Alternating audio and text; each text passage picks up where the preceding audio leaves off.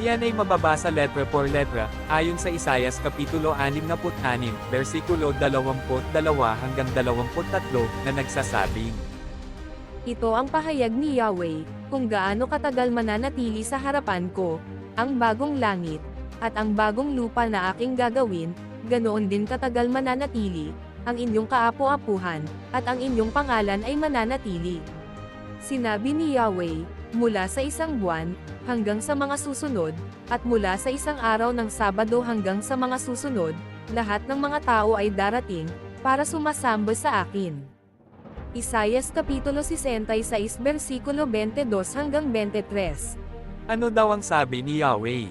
Kung gaano katagal mananatili sa harapan ko, ang bagong langit, at ang bagong lupa, na aking gagawin, ganoon din katagal mananatili, ang inyong kaapo-apuhan, at ang inyong pangalan,